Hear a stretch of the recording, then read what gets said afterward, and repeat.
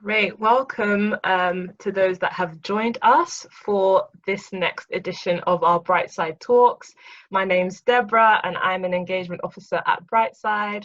And if you didn't know, we've currently put on a set of talks, particularly for students at this time and young people that are not in school and would like, to see how else they can put their time to use. So we have a set of talks. I'm really excited about today's speaker. The talk will be around how the people around can help plan your future. Before I hand over to him, just wanted to let you know that there is a chat box function. So if you do have any questions, please do put them into the chat. And if we have some time at the end, I'll be able to go through those and ask our speaker them. So I will now hand over to our speaker to introduce himself and to start the chat. Sorry to interrupt, do you mind if I just say that the chat box says it's disabled? Right, I will look at that.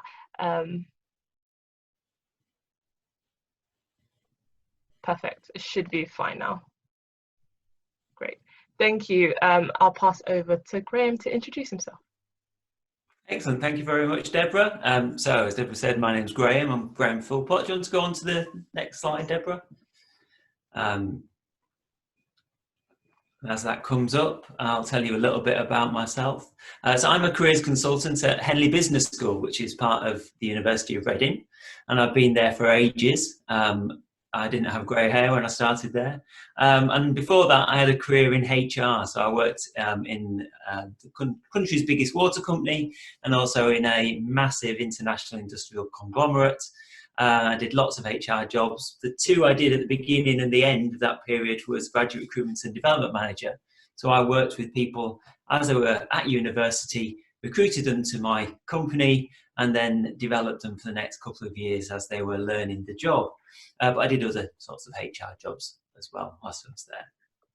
But I didn't start out life as a careers consultant or as a HR person. I did all sorts of things before. I'm actually from Yorkshire.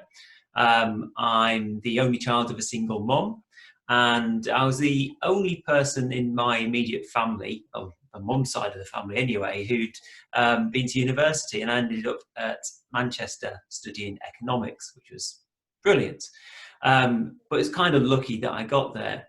Now, I did a bit of work during that time. In the sixth form, I paid my way through in supermarkets and warehouse. My mum got remarried when I was 15, so I started helping out my stepdad, who was a painter and decorator.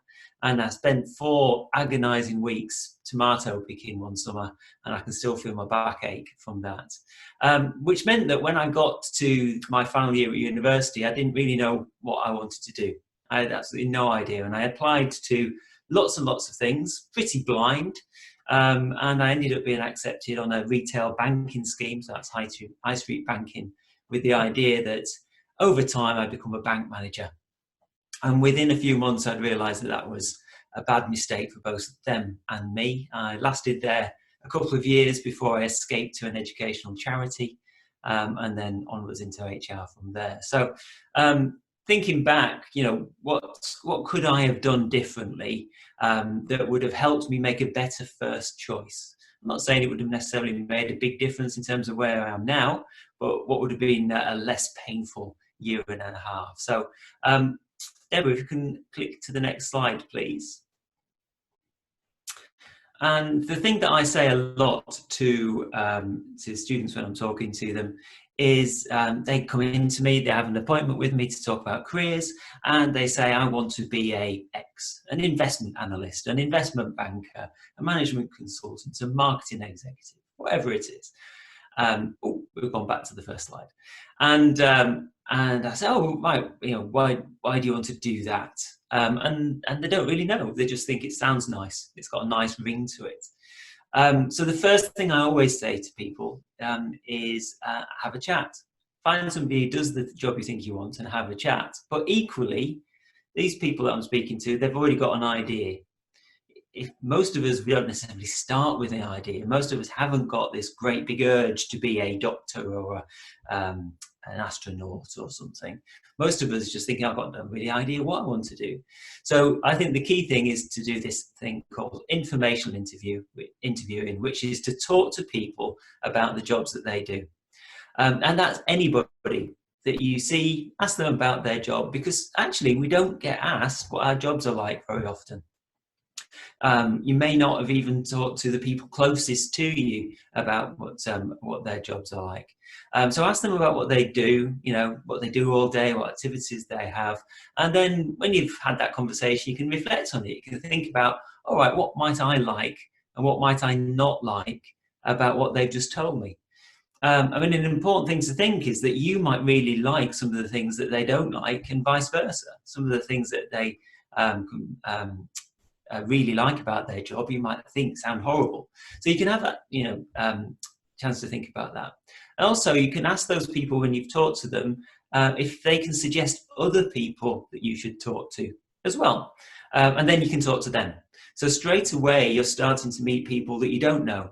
You start with talking to people that you do know, you have got already around you, and then quickly they introduce you to somebody that you don't know, and you can talk to them too.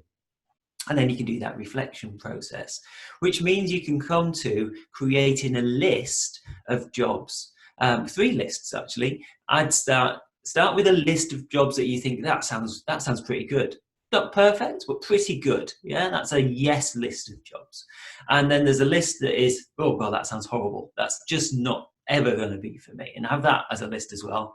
And then other jobs that you can't quite be sure about, put them in the middle, put them into the maybe jobs. And then with especially the yes jobs, look for the similarities. And what you'll tend to find is it doesn't really matter what the job's called. You're going to start to see some similarities. All right, I like this job because I'm going to be working with the same group of people all the time. I like this job because I'm going to be helping people make difficult decisions. I like this job because I'm going to be working with numbers. I like this job because I'm going to get to think imaginative thoughts. Whatever it is, it doesn't really matter what the job title is. Think about those kinds of similarities. And with those yes people,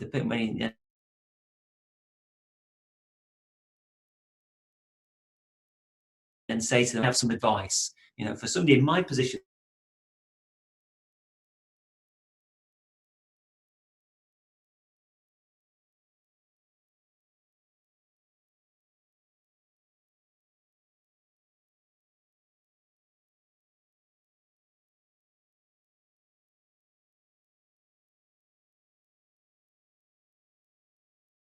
about before.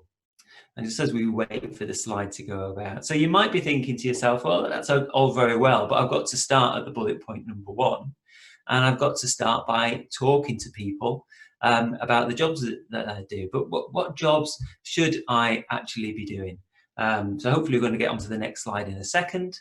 And I think the place to start is start with the people closest around you. So that could be your family. And that could be your friends.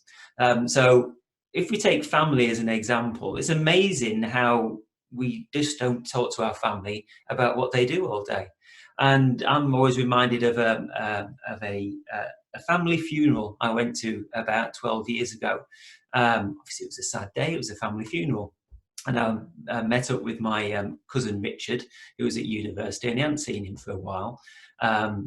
And I said to him, how are things? And he said, I'm quite disappointed because I've just found out, got an email this morning that I haven't got through to the next round for this job I went for an interview for. And I really wanted that job. It was a great job. I really wanted it. It was my favourite that I was applying for. And I said, that's a shame. I really feel sorry for you. What job was it? And he said, it was a graduate trainee at Siemens. Now, at that time, I was the graduate recruitment manager for Siemens.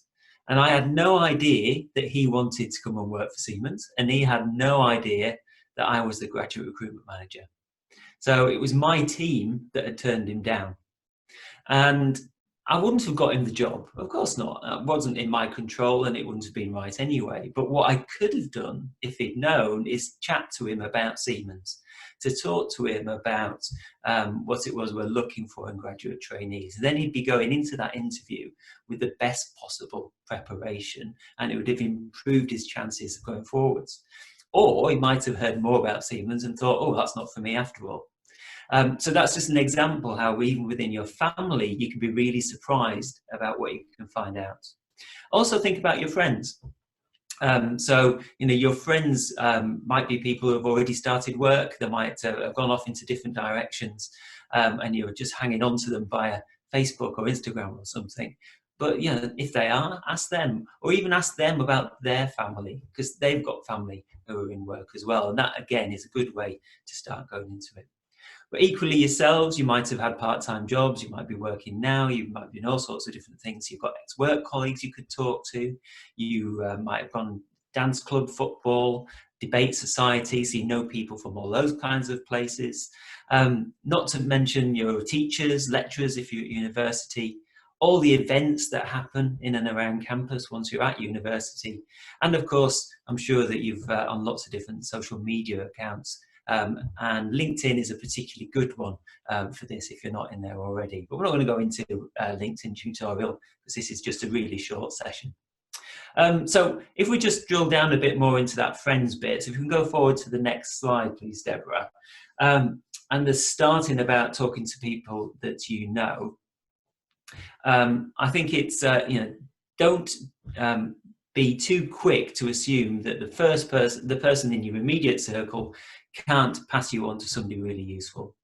So, for instance, these are the 4 people I know. I know Bill from my time at Siemens. I know Jill, who I worked in banking with. We didn't work for Barclays, we worked for the Halifax. I know Phil. Phil went to university with me. He's still trying to become an artist, but he's part-time at Tesco. And I know Will. And Will is an Empower apprentice looking to get into power generation engineering. Now Phil, even though he works part-time in Tesco, his mum actually works for one of the big American merchant banks. So that would be great. I know Lil really well. I grew up with Phil. I could easily have a chat with Lil to find out what it's like to work in an investment bank. And she could then introduce me to lots of other people who work in a similar sphere. And Will, because he's in these engineering circles, he gets involved with things like the Institute of Mechanical Engineers, and he knows Sanjay. And Sanjay is an engineer at the Ferrari F1 team, which I think is pretty cool. I don't really like Ferrari as F1. I'm more of a Mercedes person. But, I'd still be quite happy to have a chat to Sanjay to find out what it's really like working in a Formula 1 team. So this is a really good thing for you to do. We've got a handout that Deborah's going to email out after today, which talks about the people, the spider diagram on the previous diagram and this diagram. And the good idea for you to then do is to start thinking about that yourself and mapping that on yourself. Who can I speak to and who can they introduce me to? Okay, so I've got 2 more slides. If we could just move forward to the next one, please, Deborah. And the next slide is what I often get when I'm speaking to people about networking is, oh, that's all very well, Graham, but what on earth do I say to these people when I have a chat with them?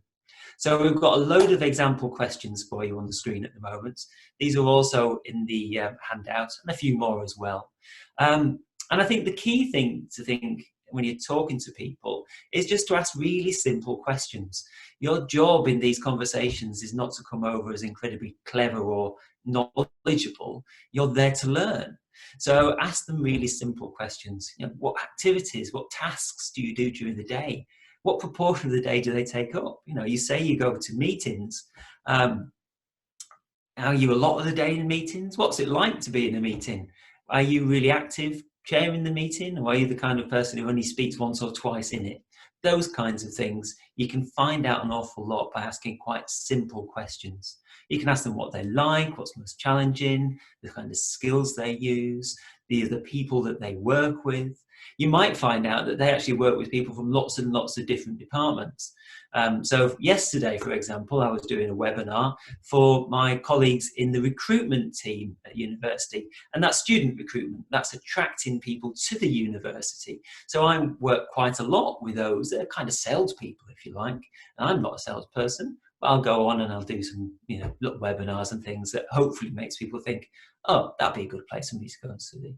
So these are the kinds of questions that you can ask. And the great thing about these is that they're what's called open questions. So they get the other person talking. And as they're talking, they might say something that sounds interesting. And then you can say, cool, that sounds interesting. Can you tell me a bit more about it? And before you know it, they've talked for 10 minutes and you're thinking, oh, I've got an awful lot of information here. You can say, thank you very much. Check with them if you can go back to them for some more information and ask if there's anybody else they can introduce you to. Okay, so that's an example of questions. I'm going to go on to my last slide now, if that's okay, Deborah. And then I think we're going to open up to see if there are any questions in the chat box. So these are a little list of things to do for you as a reminder of what I've been talking about. Create a map of who you know who's in work. Doesn't matter what kind of work, doesn't matter what they do, doesn't matter whether you think you know much about that job or not. That's not important either, because you might be surprised about what you think you know and what you know has been very different. And then chat to them about their jobs. You can prioritize how you approach people however you like. Chat to the people you're most comfortable with first if you want to get used to it, or chat to the people who have the most exciting jobs first, or the ones that sound the most exciting if you think that's going to help. Whatever way you want to approach that is up to you. Then for each of those jobs, list what you like and don't like about them. That listing will just help you think it through. And then put each of those jobs into one of those three columns, a yes, a no, and a maybe column of the jobs you don't, or you would like to do. And then go back to the yeses for some advice in terms of, okay, how do I move forwards? From this point in my life at the moment, what advice would you give me? It could be something really straightforward, like they suggest some training schemes, some summer work or something like that. Or it could be something that's much more complicated, whereby you have to go for a number of different steps in order to be able to move forwards. So for instance, one last little story, I talked about doing some informational interviews with a student a couple of years ago, 18 months ago. He didn't know what he wanted to do. He was doing a master's degree. We got talking about sports. He liked sports. And he said, I'd love to be able to organise boxing matches. I'd love to be able to do that. That'd be a great job. And I said, do you know anybody who does that? And he said, well, actually, I follow some people in Twitter who do that, on Twitter that do that. And he said, I think I'll reach out to them and ask them. And then he said, actually, I'm going to go to a fight on Friday. I won't ask them on Twitter. I'll see if I can grab one of them on Friday night. And I saw him a week and a half later. He grabbed the boss, really famous person. I won't mention him, but if you know boxing, you might be able to guess who he is. And this boss spent 15 minutes with him on boxing night to talk to him about the job and he gave him some advice. He said, well, if you want to work for me, organising bouts, organising fights, then I only recruit experienced, qualified project managers. So the best thing you can do is to become a project manager first. And when I saw the lad, he told me all this, and he said, and I've got an interview coming up. I said, an interview already? He said, yeah. He said, that was the Friday night. On the Saturday, he found 5 graduate jobs to apply for project management. On the Sunday, he applied for them. And by Wednesday, he'd got invited for some online tests. And then the day before, he'd been asked to go for an interview. So he was in to ask for some advice for an interview. He's been working for BT now for 6 months as a graduate project manager. That was the first interview he had. He was successful in that. He's really enjoying it. He's still interested in moving into sport eventually, but at the moment he's just enjoying learning what he can about project management. So, you never know where you're going to get some advice from. Okay, so that was the end of my talk. If I hand back to Deborah, we'll see if we've got any questions coming in that need answering. Great. Thank you so much, Graham, for your talk. I think it has been really insightful. And just to remind those that are on that, please do use the chat function and send in any questions that you do have. Just a reminder that we are in a series of talks and this will carry on. So next week we have another talk and that's based on using opportunity and how we can see like change and challenge as an opportunity. So please do check in to that. I will also send round a link of the rest of the talks that are happening in this series, along with the lovely handout that Graham has created for you all. So I'll just check if there have been any questions so far. And I think we do have one that has just come in. Thank you. Thank you to you too. Okay, it seems like we do not have any questions at this current moment, but yes, I would just like to thank Graham again and hope that you will tune in to the next Brightside Talks that we have on. Thank you so much for your time and have a great rest of the day.